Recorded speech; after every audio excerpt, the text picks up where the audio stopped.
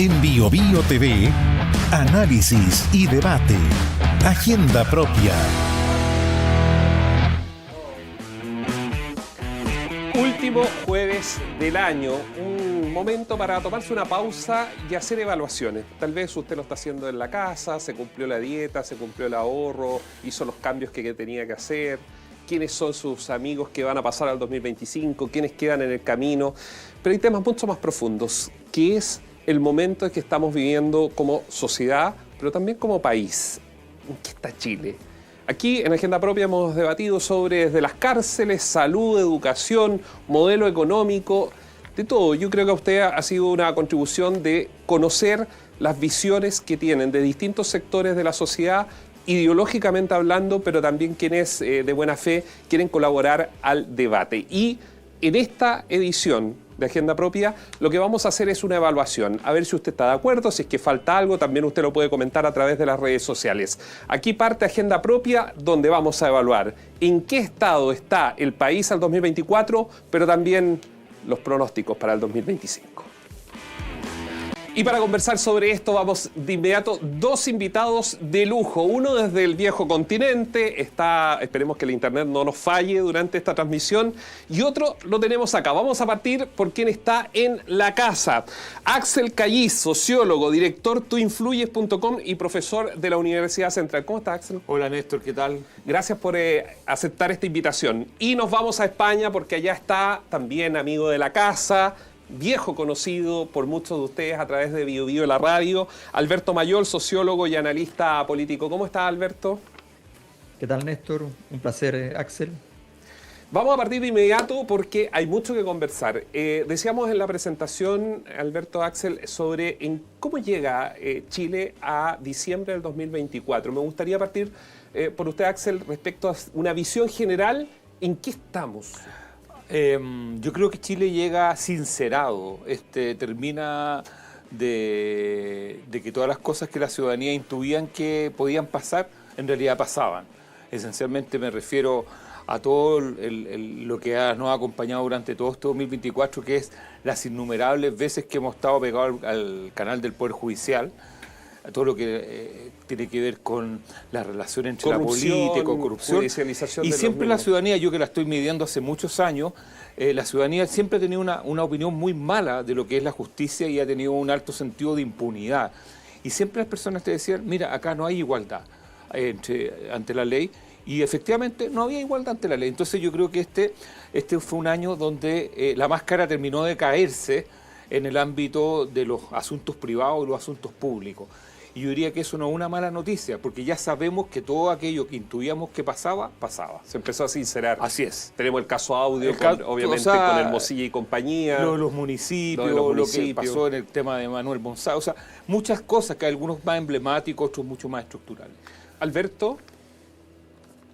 Mira, yo creo que lo que plantea Axel es bien interesante porque nos permite ver el problema, lo que significa esto. O sea, estamos hablando de cuando tú sinceras algo como persona, cuando tú sales de una burbuja de máscara, resulta que viene un proceso de transformación personal muy complejo, muy difícil. Eso a nivel social es mucho más difícil, porque son instituciones, sí, son grandes ritos históricos que las personas dicen hasta dónde cada uno de estos ritos, cada una de estas creencias es cierta o no. Después de esa duda, no es que se acaban las dudas, no es que viene la certeza, vienen dudas más grandes. Entonces, nosotros que llevamos ya 14 años en un proceso de crisis institucional que se marcó el 2011 con las grandes protestas, Chile fue el país con más protestas y con más cantidad de gente en la calle, en términos absolutos y relativos a su población, el año 2011, con el ciclo de protestas más largo, el 2011 y también el 2019, en los dos años emblemáticos que en el mundo fueron años de protesta. Bueno, en ese momento nosotros marcamos esa pauta y no fuimos capaces de abordar el problema. Y hoy día nos encontramos con dos intentos de soluciones, los procesos constituyentes fracasados y con un año como este que termina mostrándonos lo peor de una crisis. Piensen ustedes que las 4 crisis grandes de este año se produjeron en 60 días. O sea, momento álgido en él por el tema de los ventarrones y la falta de servicio. luego inmediatamente explota el caso Hermosilla de manera ya inmanejable, inmediatamente después surge el caso Cubillo e inmediatamente después surge el caso con Monsalve. Tienes en 60 días el horror por sector, pase por todos los sectores, un huracán. Entonces eso marca de que el trabajo, y todo esto, lo que decía Axel, o sea, estamos hablando de que esos son los titulares, pero entre medio está la crisis en el Poder Judicial, la crisis dentro del Ministerio del Interior, o sea, crisis por todas partes. Eso nos marca de que todavía nuestro proceso de caída no ha terminado, después del estallido incluso. Ya vamos a hablar al 2025, que es lo que pronostica algo, uno podría entender, ¿no? De lo que dice Alberto, pero se cae la máscara, pero la sociedad, ¿cómo está observando? Axel, tú eres privilegiado porque tienes estos estudios, puedes ver qué es lo que piensa. Uno de repente dice, yo bromeo en prensa y digo, a ver qué pensará mi mamá de todo esto, no porque sea un ignorante, sino porque, ojo, buen vecino, lo que ella siente, percibe o cree. ¿Qué estará pensando la sociedad en general? Es difícil hablar de la sociedad hoy en día, claro, porque somos múltiples nichos, múltiples grupos, no tenemos cada vez tenemos menos cosas en común. Ahora, yo creo que la sociedad, voy a hablar como en términos generalizados. Los más informados al menos que tienen concepción de lo que pasa. Pero en general, para mí ha sido develador el voto obligatorio, porque una u otra forma a mí me permite analizar no una parte... que son los comportamientos. No una parte del electorado, sino que la parte completa del electorado, es decir, con aquellos que sabíamos que existían, pero no sabíamos qué es lo que hacían. Y yo creo que en ese sentido la sociedad es mucho más sabia, porque la sociedad lo que hace es, como los seres humanos, prescinde, o sea, se desvincula. Y lo que tenemos ahora es un proceso absoluto y profundo de desvinculación de las vidas de las personas, de lo social, de las instituciones, de la política, de la esperanza en que algo se va a solucionar. Es decir, esa desvinculación opera como un mecanismo casi de sobrevivencia. Es decir, seguir esperando a que, y lo voy a decir para bien y para mal, seguir esperando que me salga una vivienda, me tomo un terreno. Seguir esperando y me empiezo a saltar la fila en algunos casos. Y en otros espero que mi propio trabajo, en este sentido mi oportunidad, sea el que me saque. Pero tengo muy poca fe en el Estado como alguien que me va a resolver temas. ¿Por qué? Porque todo esto que parecía que estaban todos metidos, en realidad estaban todos metidos, como las películas estas de policiales de los años 70, donde uno decía, oye, pero si hasta el jefe del jovencito está metido. Bueno, estaban todos metidos. Y eso es una muy mala noticia. Pero una mala noticia, pero sincera, yo veo en ese sentido. Y yo creo que hay otro elemento que tiene que ver con lo que estaba hablando al principio, que es el sinceramiento que el sistema político no va para más. O sea, yo creo que ya hay un consenso en que esto, en términos de diseño y funcionamiento político, no va para más este presidencialismo con este tipo de parlamento. Y yo creo que acá se han juntado dos elementos que son aún peores, que es el peor parlamento con la peor fragmentación en un momento donde Chile necesitaba calidad en términos políticos. Y lo que hace la ciudadanía es, se desvincula. O sea, voy a ir a votar bien, pero no me pidan que salgan a firmar por un partido político, y por eso es que uno ve como unos resultados que me imagino que lo podemos ver en la segunda parte, que las autonomías de personas les empieza a ir bien, los que están, no los independientes así administrativos, sino que los que son capaces de tomar decisiones que están más allá de... que ejercen liderazgos. Que ejercen liderazgos, pero lejanos del gobierno y lejanos de los grupos de interés. Alberto. Mira, yo creo que justamente ese proceso que describe Axel es bien importante porque habla de la desinstitucionalización. Las protestas del 2011 eran pidiéndole al Estado que se hiciera cargo de, primero el tema de educación, después se abrió a muchos otros temas, las regiones, el tema medioambiental, bueno, partió en el medioambiental en rigor, pero era un requerimiento frente al Estado, eran los chilenos frente al Estado pidiéndole algo. Lo que marca el estallido social, con su lema más importante en realidad es evade, no los 30 años, el tema evade es lo más importante. Evade lo que significa es, tómalo por tu propia mano. No le pidas al Estado. No te lo va a dar. Anda y toma por tu propia mano. Esa señal es la señal, por decirlo así, o anarquista o incivilizatoria por definición, ¿no? Es cuando tú dices, olvidémonos de las instituciones. La sensación de todo este caso, de la sensación del caso Hermosilla, además, es exactamente esa. Las instituciones, o sea, a ver, perdón, pero el negocio de los Sauer, Jalaf, ¿ya? La gracia del caso está justamente en que ese negocio no existe. O sea, ese negocio no vive sin la trampa.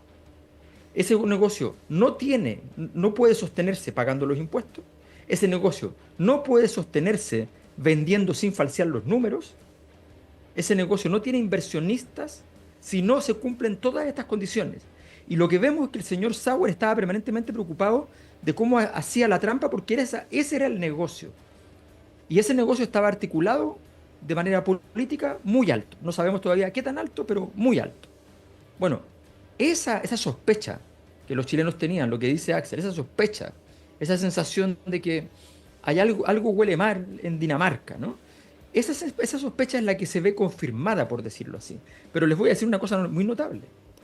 En nuestros datos, por primera vez que hay una crisis empresarial relacionada con política, primera vez que sin embargo aquello no bajan los datos de legitimidad de la riqueza.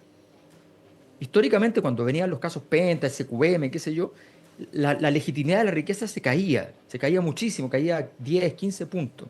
Un indicador que nosotros usamos en nuestra encuesta.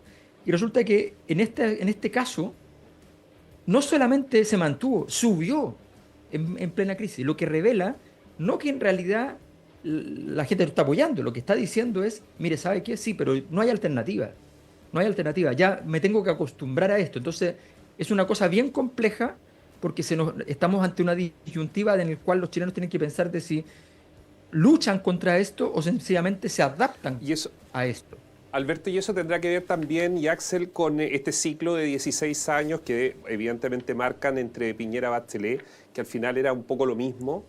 Intentaron con un Gabriel Boric que vuelve, lo dice en su columna Alberto, que está publicada en Bio Chile, que en definitiva vuelve como que se derechiza y baja algunas banderas que la gente ya, mire, todo esto vale lo mismo, más que las consignas. A mí una de las cosas que más me ha vuelto en términos de curiosidad es cuando yo analizo las elecciones, perdón, que son como, yo analizo encuestas y elecciones, y veo si cuadran y no cuadran, y cuadran en términos de que tenemos una sociedad que está muy poco politizada desde el punto de vista del eje izquierda-derecha.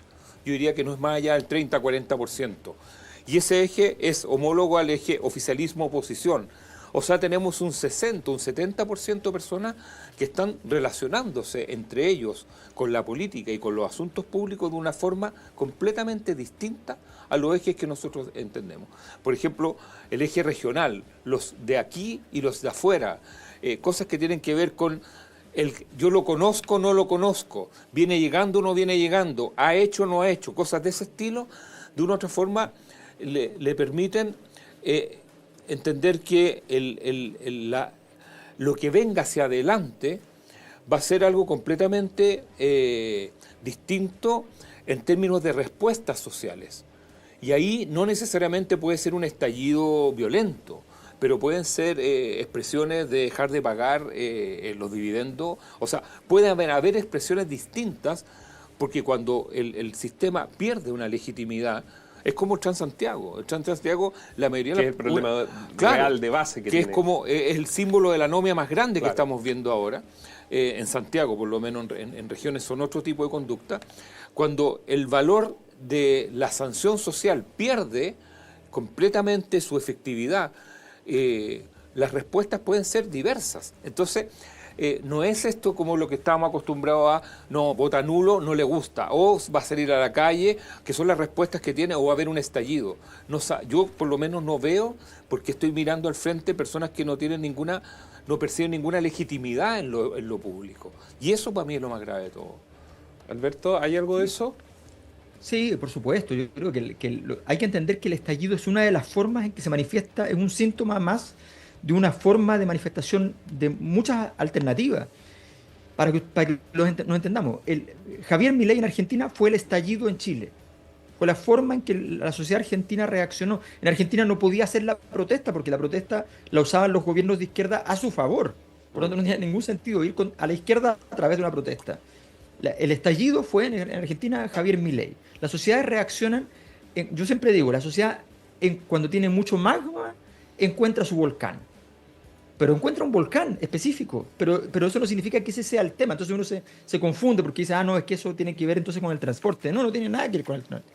Tiene que ver con toda la sociedad. Entonces, todo ese proceso que estamos viviendo hoy día, y que muy bien describe Axel efectivamente, tiene que ver con esa incapacidad para poder gestionar el proceso. Y efectivamente, más aún, el Transantiago es la primera señal de decadencia y de corrosión del sistema. Fíjense lo siguiente, ¿qué es lo que le da sentido al sistema? Lo que le da sentido al sistema es que a los políticos se les ocurran políticas públicas y esas políticas públicas sean medianamente exitosas o exitosas. Eso le da legitimidad al sistema. Una política pública, para decirlo en simple, no es, aunque formalmente lo sea, no es transferirle dinero a los hogares, por ejemplo. Antes cuando alguien anunciaba un bono decían, oye, qué cosa más ordinaria, pero ¿cómo va a dar un bono? Y los gobiernos pedían medio disculpas, decían, vamos a dar un bono, pero solo en marzo, ¿ya? Entonces, hoy día damos bono, todo es transferencia directa. Ya se acabó la idea de una política pública. Y entonces, si ves transferencias directas, ¿qué dice la gente? Bueno, pónganme un computador al medio que reparta la plata bajo un criterio a los hogares y nos olvidamos del Estado. No hay políticas públicas, no hay algo que oriente, que dé sentido, no hay inversiones públicas, no hay obras públicas, No hay grandes, nada de eso. Entonces, en el fondo, estamos en un camino en el cual la degradación de la actividad política es evidente y hoy día parece bastante difícil de frenar. Respecto a la figura del presidente Boric, para ser justo, él hereda todos estos años, yo hablaba de los 16 años anteriores, a lo mejor ustedes me dirían, esto partió incluso un poco antes, pero él hereda ese modelo y básicamente lo administra, entre comillas, porque alguien podría decir no está administrando nada, pero administra algo que ya es decadente.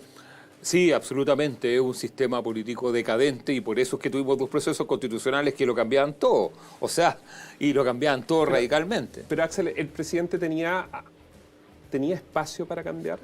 Yo creo que él tenía espacio al principio, si hubiera entendido algo que en mi caso yo les decía, me juntaba a veces con sus partidarios y les decía, ojo, ustedes no tienen una mayoría política, ustedes tienen una mayoría electoral.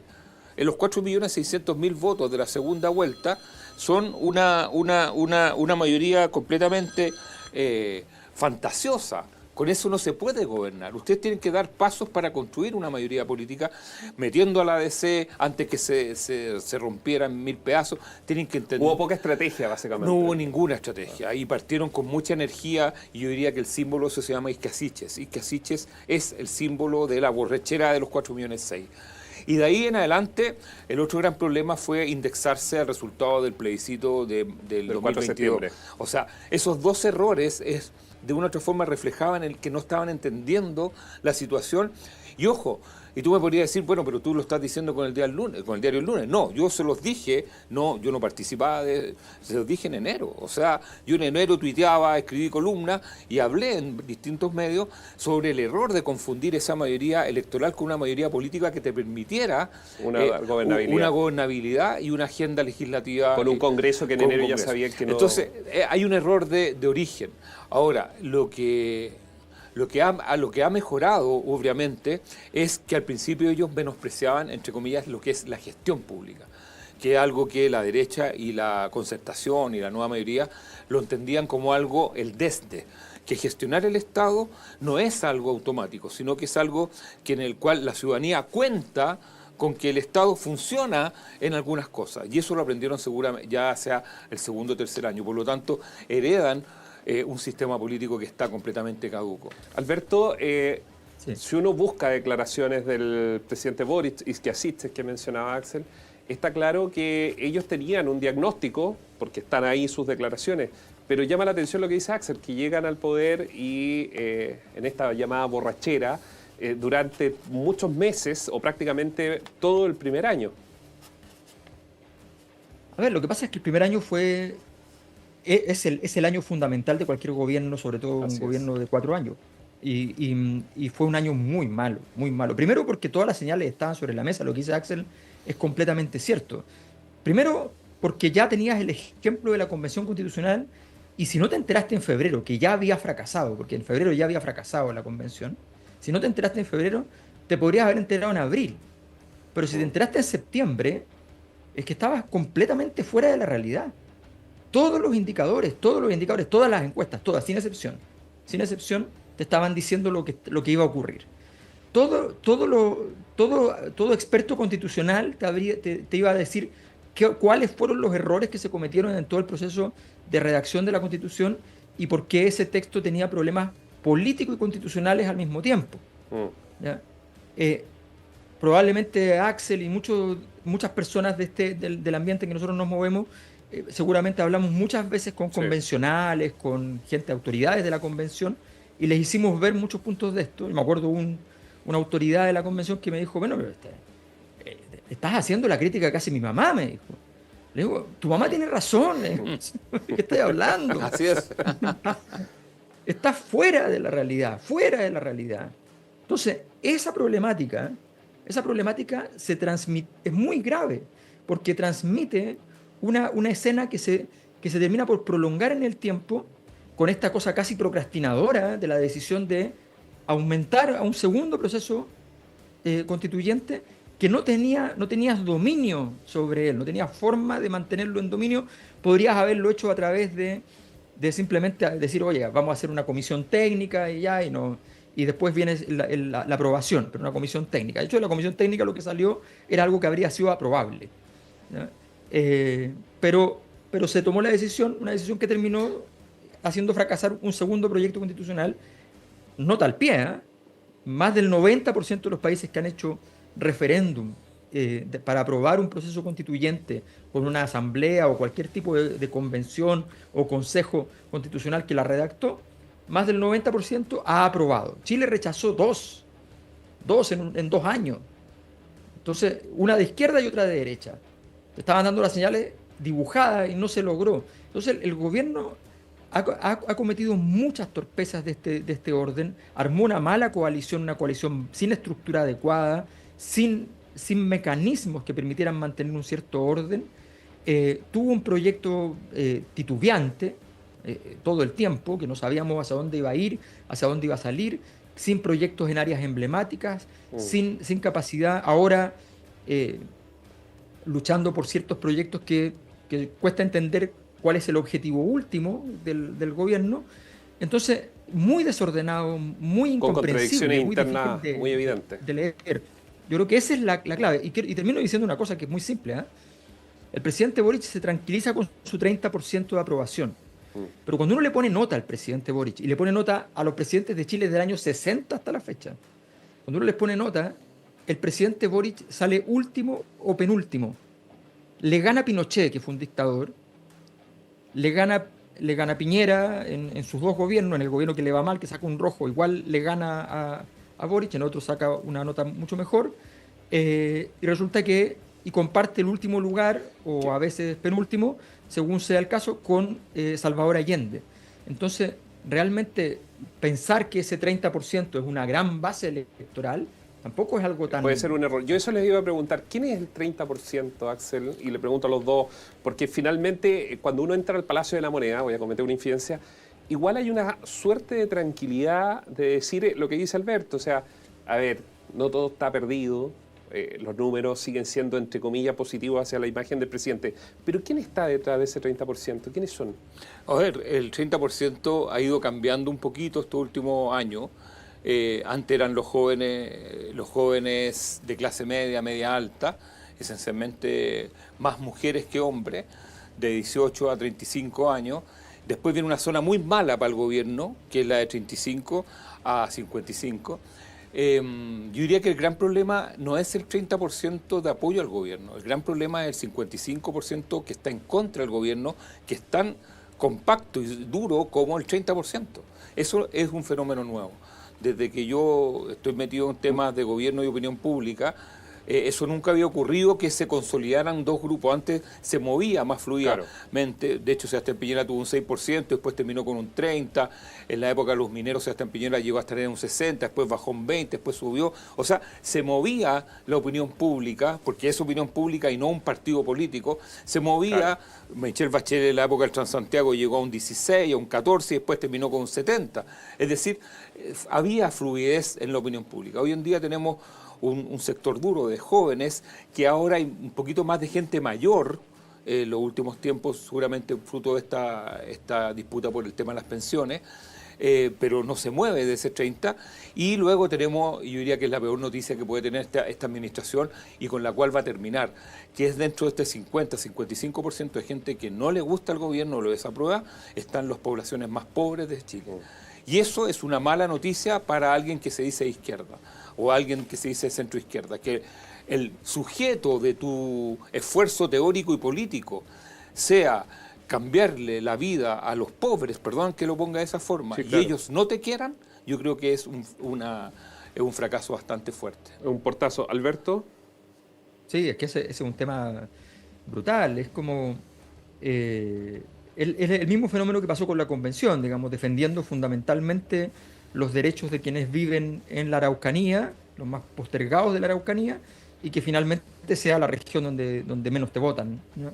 Y hoy día defendiendo los derechos, pero para que de los más pobres, supuestamente, yo creo que efectivamente hay un problema de políticas públicas, de que la calidad de las políticas públicas que llegan a esos sectores y la calidad del mensaje, cuando tú le estás diciendo, en el fondo, mantente como sujeto de derecho a la protección, pero no le estás diciendo, mira, aquí hay un plan para que tú dejes de ser pobre. Ese es un elemento que es central y es un elemento que desde la pobreza hoy día se añora mucho más. En sociedades más antiguas, probablemente la gente lo que prefería simplemente era la protección porque la expectativa de un cambio de posición en la sociedad era muy baja. Hoy día en Chile se instaló la idea de que las personas pueden cambiar de posición en la sociedad y esa modificación se ve como algo muy lejano en las actuales perspectivas económicas, que es completamente cierto, creciendo al 1, al 1,5, al 2%. Yo creo que el gobierno tiene que aprender a no celebrar 2 puntos de crecimiento, no puede celebrar una cosa así, y tiene que comprender que, lo mismo que ha dicho el mismo gobierno y lo mismo que ha dicho el sector, la matriz de desarrollo de Chile debe cambiar y debe cambiar de una manera tal que genere un crecimiento con mayores niveles de igualdad, pero crecimiento. Que sea sostenido en el tiempo, básicamente, el crecimiento, claro, como estrategia. 2%, tú lo decías, Alberto, los números dicen al 2050, recién podríamos llegar a los índices OCDE. Sí. O sea, 25 años más. Yo recuerdo cuando era chico, estoy ya en los 40, pero se decía, mire, el año 2010, después era como el 2020, Chile va a ser un país desarrollado. El problema es que no estamos midiendo con la OCDE actual, porque la OCDE ya nos va a haber sacado 30 años más de ventaja. Vamos a llegar al 2100. Hoy vamos a hacer una pausa. Al regreso le vamos a preguntar a Alberto sobre si el péndulo se frenó o todavía estamos en este ciclo de un lado y otro. Y vamos a hablar sobre la carrera presidencial, el Parlamento. ¿Qué es lo que depara el 2025? Vamos y volvemos.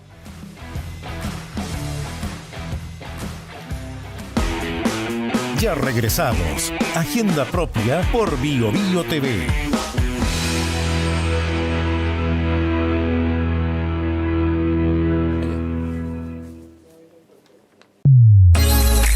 De lunes a viernes pasada las 10, continúa tu mañana con el Expreso BioBio. Actualidad, datos, espectáculos, muchos temas de interés y la participación de ustedes en un solo lugar. Acompáñate y viaja junto a nosotros. Expreso BioBio. Agenda propia por las pantallas de BioBio TV.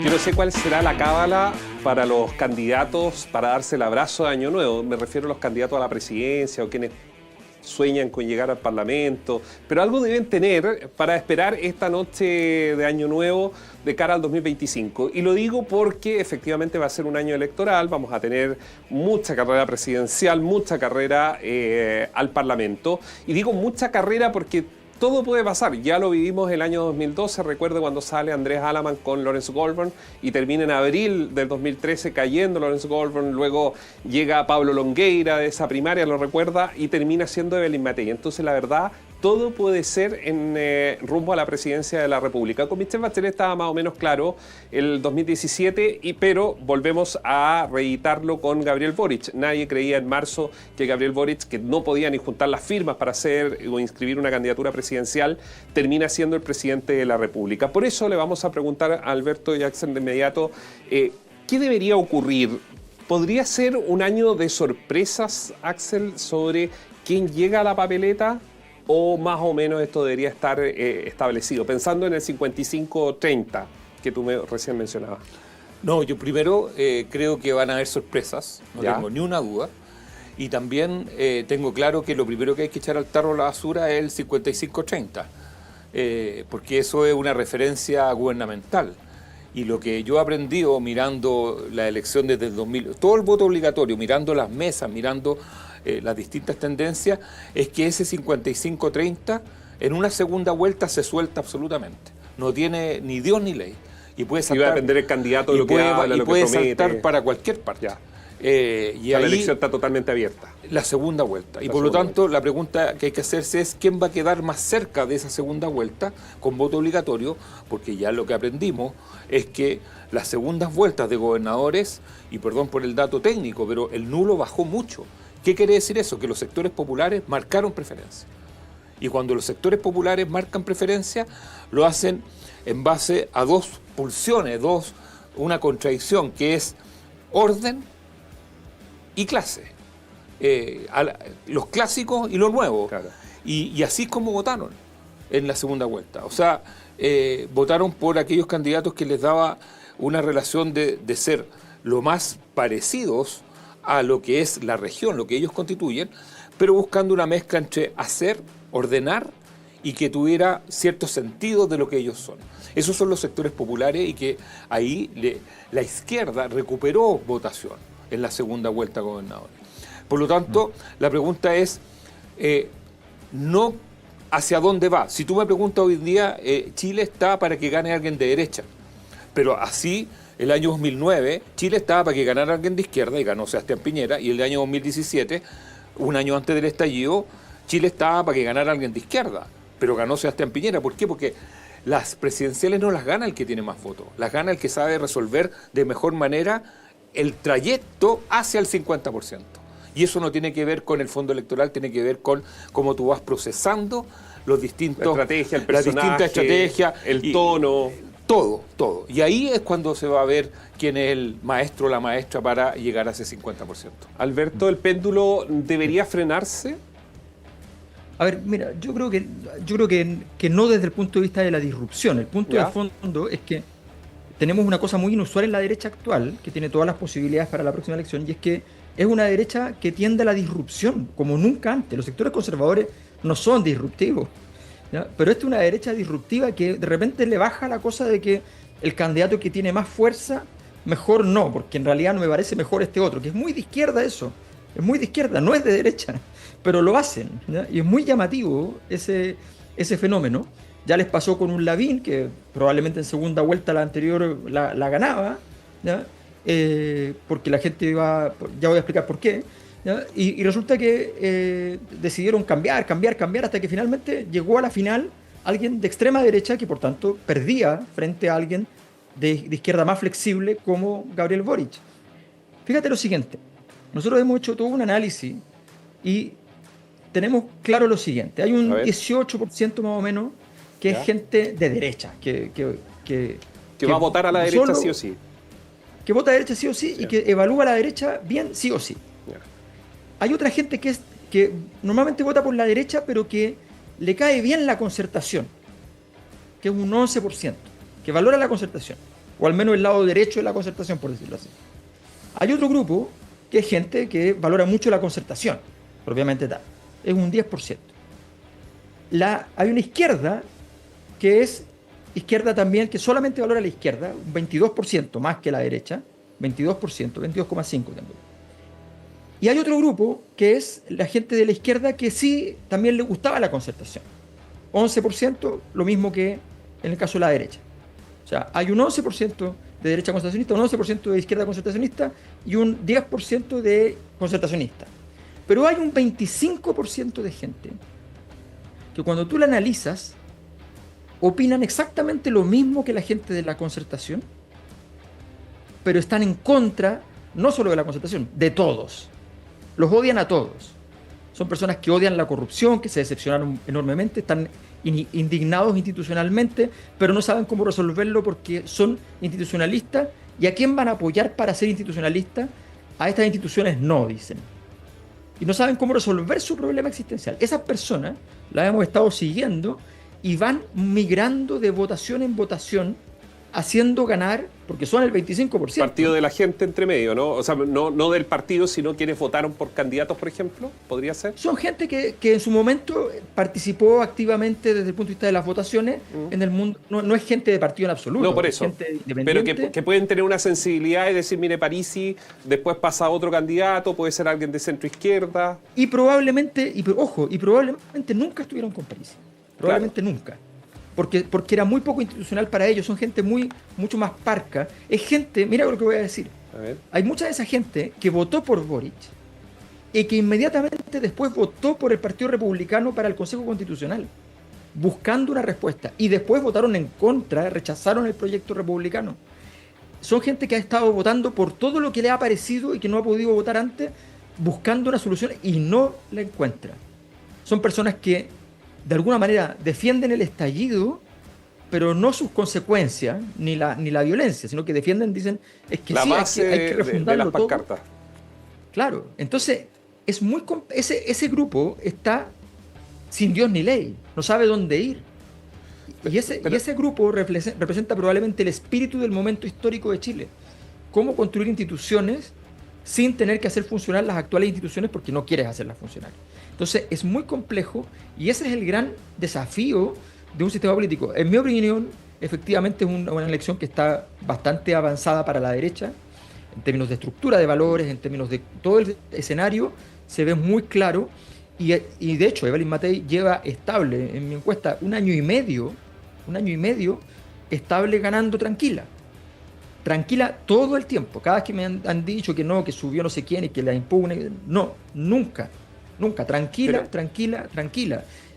Ganando la Bachelet siempre en segunda vuelta por más distancia que lo que en una primaria eventual le sacaría la derecha a la izquierda. Pero, o sea, Alberto, Axel, ¿puede caer Evelyn Matei? Porque ¿para qué estamos con cosas? Cuando uno conversa con políticos, al final dice, mira, sí, puede ser, pero igual hay que tener una alternativa porque Evelyn se puede desgastar en el camino.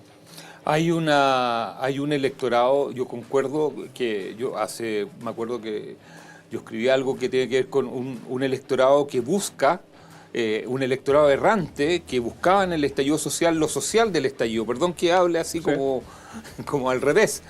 Y después muchos de ellos buscaron también asilo en el Partido Republicano y experimentan distintas fórmulas. Con la llegada del voto obligatorio, esas personas ahora, siendo que son los mismos, pero son menos, porque como se amplió la base a 13 millones y algo, 13 millones y medio de los que están votando, siguen buscando algo. Y por lo tanto van a definir esos junto a los nuevos electores, que ya no son tan nuevos, y que están votando cada vez más parecido a los viejos electores. Cuando tú empiezas a mirar, uno no puede hablar del electorado enojado del rechazo del 4 de septiembre, donde hubo gente que fue enojada a votar porque no querían votar. Después fueron a votar nuevamente enojados y ahí anularon muchos de ellos y hubo 3 millones de votos nulos. Y después tú empiezas a ver y tú dices, bueno, ¿qué es lo que hay acá? Acá hay un grupo de personas que cuando entienden las elecciones votan. Y votan cada vez más parecido a los que ya estaban dentro. Pero pueden ir para cualquier lado. O sea, en términos de los que están dentro de las partes no politizadas. Por eso mismo yo digo que el eje izquierda-derecha, o gobierno-oposición, concertación, alianza, se diluye en este mar de 13 millones y medio. Entonces la pregunta es, ¿está culturalmente Chile más hacia la derecha? Hoy sí, pero sabemos que Chile también estaba culturalmente más hacia la izquierda del 2009 y más culturalmente el 2017. Podría ser incluso y por lo tanto, lo que hemos aprendido es que lo que hay es que las personas aíslan, y por eso es que es tan importante el tema de la autonomía hoy en los candidatos. O sea, ¿qué es lo que está pidiendo esta gran parte del electorado? Que los candidatos sean personas que puedan tomar decisiones más allá de los grupos de interés que le están presionando. Ese es el problema. Disculpa, Alberto, Néstor. sí. Sí, mira, es que yo creo que yo les dejo una pregunta, de hecho. A ver. Pero yo le hago una pregunta súper simple. Y ustedes pueden explicitarla o no, la respuesta. ¿De verdad creen ustedes, al mirar al gobierno y su conducta frente a las elecciones, sin los ministros salir a candidatearse, que son las personas más fuertes para candidatearse porque tienen más presencia pública, sin nombrar ningún liderazgo para efectos de una presidencial todavía, ¿ustedes creen que realmente desde el gobierno se quiere ganar la próxima elección? Pareciera que no. A la luz, digamos, de lo que están haciendo. Desde el gobierno, yo creo que el gobierno lo que quieren es tratar de mostrar algo este año, el 2025 y hasta ahí. Pero yo creo que no existe ningún tipo de sueño, planificación. Es más, si hay algo que yo tengo claro, es que si hay alguien que puede competir con Evelyn Matei, no debe venir del gobierno. Porque justamente el electorado nuevo le rehúye al gobierno. De hecho, si tú examinas los candidatos que les fue bien a gobernadores en las segundas vueltas, son a los que ganaron, todos eran distantes al gobierno. Mondaca, Orrego. O que jugaron comunicacionalmente a distanciarse. Porque saben que el 30% te ayuda para ser alcalde. Y Tomás Bodanovich también en la misma línea. No, lo que pasa es que Tomás Bodanovich tiene un capital propio que es mucho más ancho que el gobierno. ¿Por qué? Porque pero en su momento también tomó distancia cuando pide militares en la moneda, cuando junto con Ripamonti hacen crítica a la administración. El punto no es decir soy gobierno o no soy gobierno, el punto es lo que yo propongo. Y él propuso sacar a las Fuerzas Armadas y él propuso, de una u otra forma, intervenir la plaza de Maipú para sacar a todos los ROCU y toda la gente y todo la toma que había, el comercio ambulante. Y eso es orden. Y hay un mundo de este electorado que quiere orden. Y también quiere acceso a beneficios. ¿Alberto? Sí, yo creo que efectivamente el gobierno está en una conducta muy parecida a la que tuvo el 2016, que era una conducta en la cual no quería tener candidato para el 2017. El 2017 se tuvo una candidatura más fuerte, más competitiva, a pesar de los intereses del Frente Amplio. No era la idea. No era la idea. Y no era una idea confesa, además, que es lo peor de todo políticamente, que es decir, oye, no queremos competir ahora, tú lo dices claramente y está bien. Pero en este caso es bien difícil porque en general el efecto que eso produce... Tenemos la historia de la oposición venezolana que muchas veces ha dicho, no, nosotros esta vez no nos vamos a presentar porque no puede ser como están funcionando las cosas. Y lo único que hacían era seguir perdiendo, ¿no? Entonces esa conducta es bastante extraña. Yo creo que el gobierno debe tomar su decisión respecto a las elecciones. No va a tener durante el 2025 nada rápido que mostrar. Ese no es real. Y si tiene alguna de las grandes reformas que está pensando, muchas de esas grandes reformas van a ser con un color y con una textura que no son necesariamente el paladar de sus votantes. Ahora, por tanto, Alberto, yo creo que el gobierno tiene que tomar decisiones al respecto más claras y no estar pensando todo el rato así como, bueno, se supone que va a ser Bachelet la que va a ser la candidata y punto, nada más, como dejando la responsabilidad a ella. Yo creo que el gobierno no va a competir en la próxima elección presidencial. Es decir, cuando me refiero a... Claro, pero para llegar al Parlamento se necesita tener nombres fuertes para potenciar pero fíjate candidatos. el matiz que es lo que te estoy diciendo. Creo yo que el gobierno no va a competir como ente, como figura política. Yo creo que no va a haber debate de que cruzan la línea algunos. No, porque ya el aprendizaje se hizo en el plebiscito segundo, de que el gobierno ya aprendió que cuando se retira, el en contra sube. Cuando se retira y deja libre Orrego, sube Orrego. Y tú ves Carvajal y empiezas a ver que cuando el gobierno se separa de los candidatos, les va bien a sus candidatos. Entonces, yo creo que todos los candidatos van a tomar un poco lo que pasó con Sebastián Piñera y Chile Vamos en la elección anterior del 2021. Todos tomaron distancia del gobierno de Sebastián Piñera. Que eran muy pocos que tenían incluso la foto de Sebastián Piñera en y por lo tanto yo creo que en esta elección del 2025 el gobierno no va a concursar. Va a haber alguien de centro izquierda o izquierda, pero que va a tomar una distancia tremenda con el gobierno. Alberto, ¿quién debería ser el candidato a tu juicio? Tú, digamos, sigues la política en el día a día. ¿Quién debería ser el candidato óptimo de la izquierda para llegar? Algunos dicen, mira, Eduardo Frei ha dicho que no, ninguna posibilidad. Sin embargo, hay algunos, mire, habría que medir y ver, porque en ese caso que él marque algo, habría que hacer como pasó con Ricardo Lagos en algún momento, una especie de viaje, ir a verlo, ya sea en Miami, en Madrid o acá en Santiago, para convencerlo. ¿Quién podría ser? Porque la verdad que tampoco aparecen nombres. Carolina Toá es uno de los que está sobre la mesa, pero viene del gobierno. Lo de Monsalve, de cierta forma, también le pegó. ¿Quién?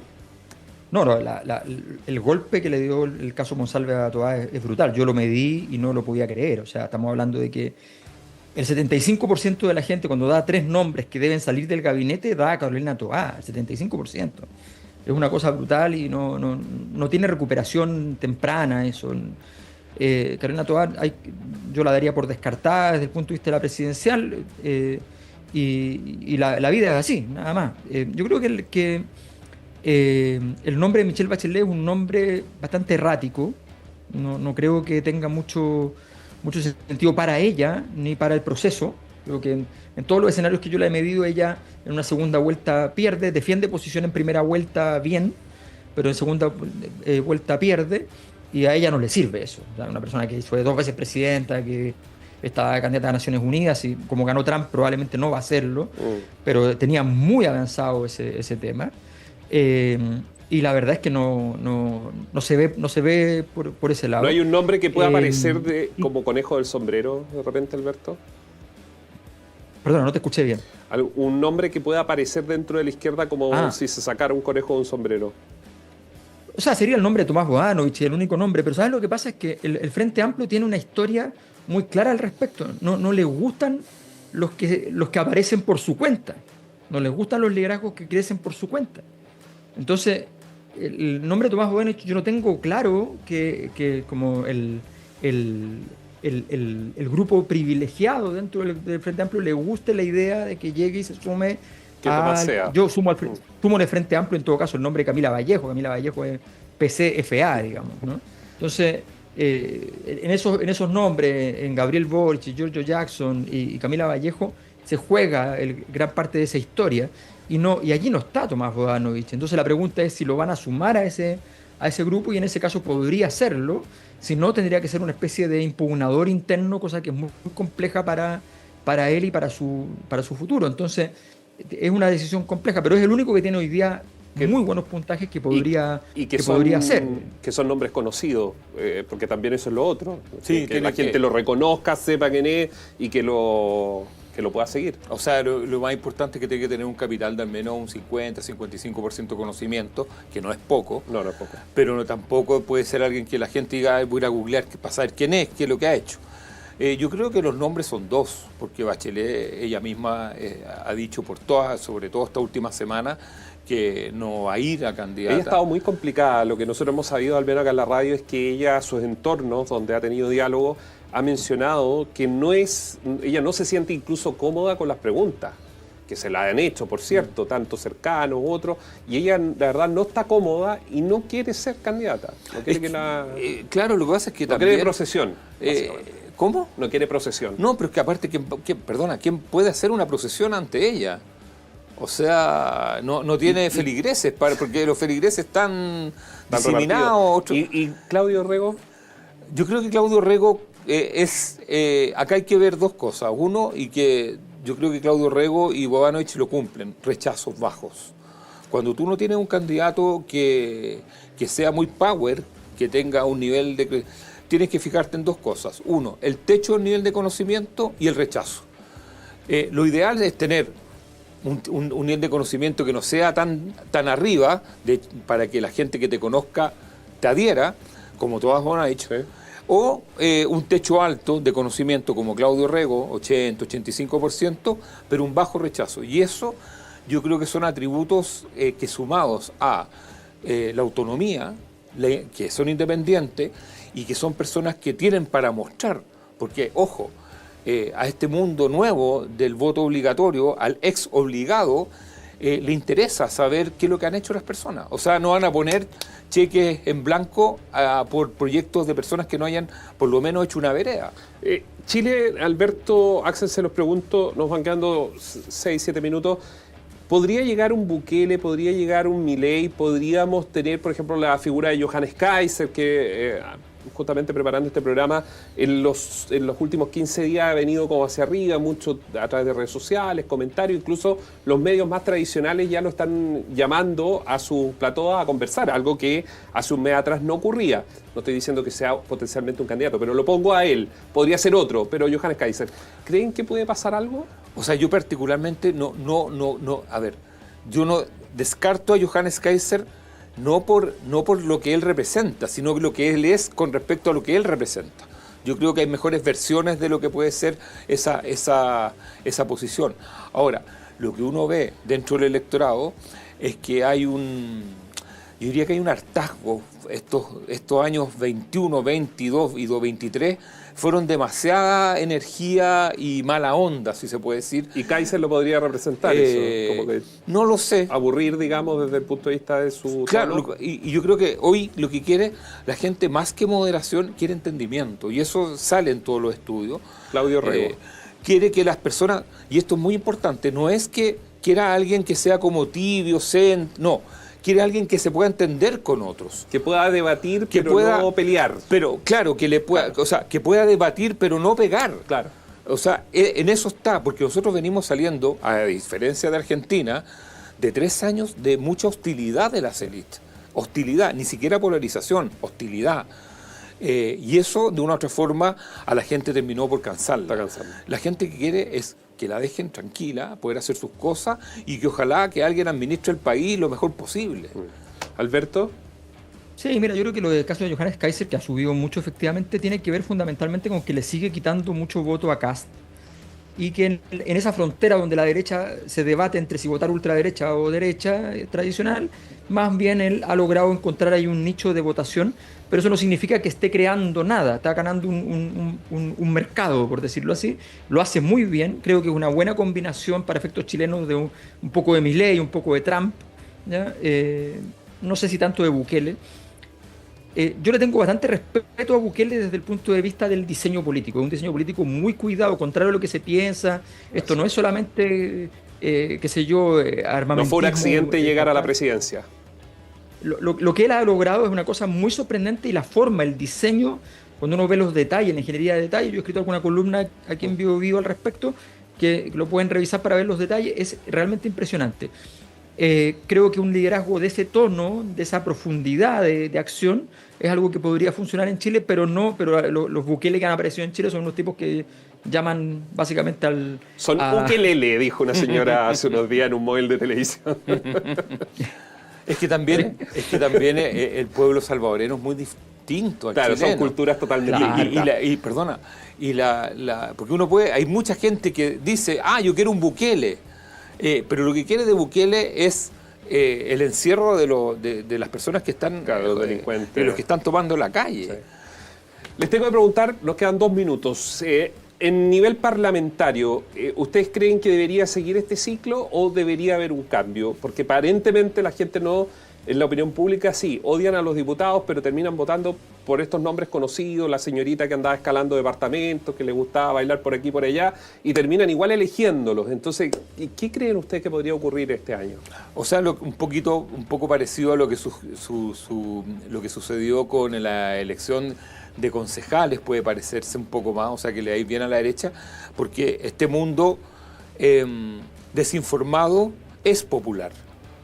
Y no es a encuesta, vean las mesas a la pintana, sí. O sea, y cuando ese mundo, de Puente Alto, cuando ese mundo no conoce al candidato, está votando nulo. Y ahí operan las marcas partidarias y el nivel de conocimiento. Yo creo que no tenemos buenas noticias en el futuro de que el Parlamento vaya a mejorar.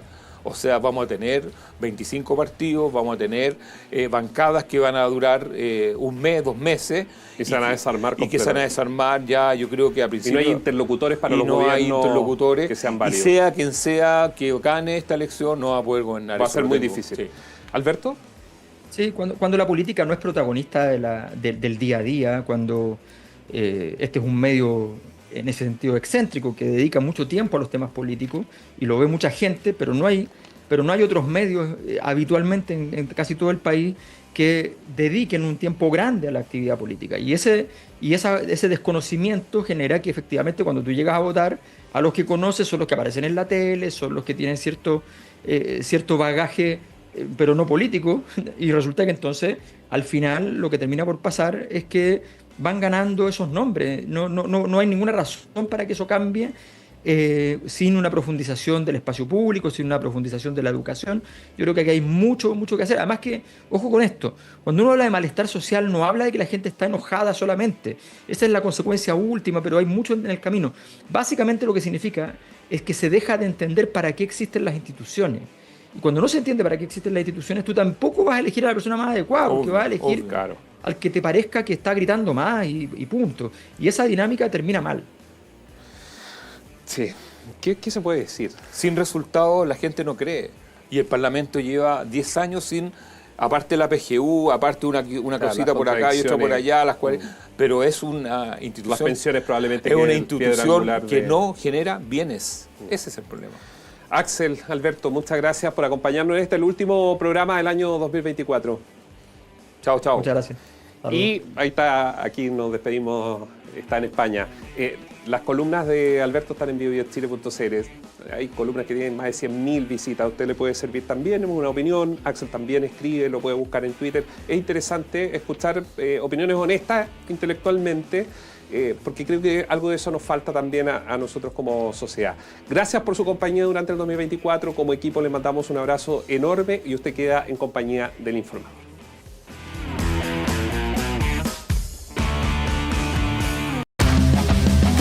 Agenda propia por las pantallas de Bio TV.